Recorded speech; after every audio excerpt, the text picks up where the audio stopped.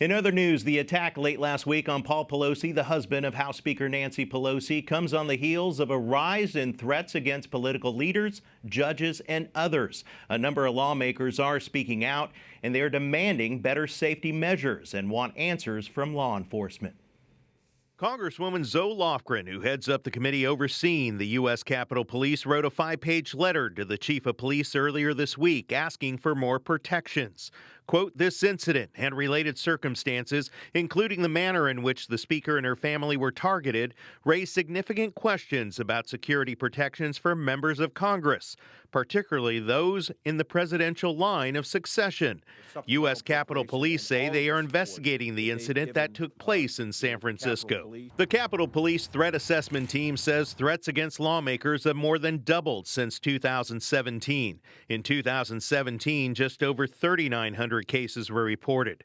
In 2021, that number jumped to more than 9,600 cases. House Minority Leader Kevin McCarthy says violence against lawmakers is nothing new. And we've watched this with Lee Zeldin. We watched this with Supreme Court judges. This is wrong. Violence should not go. You watch what happened to Steve Scalise and others.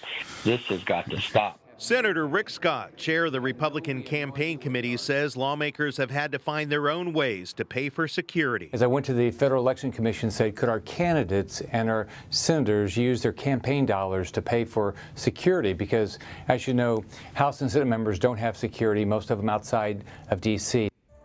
It's important to note that back in July, the House Administration Office authorized some $10,000 worth of security equipment and installation costs for each lawmaker to be used in their private homes. Meanwhile, the U.S. Capitol Police are calling for even more resources to protect members of Congress.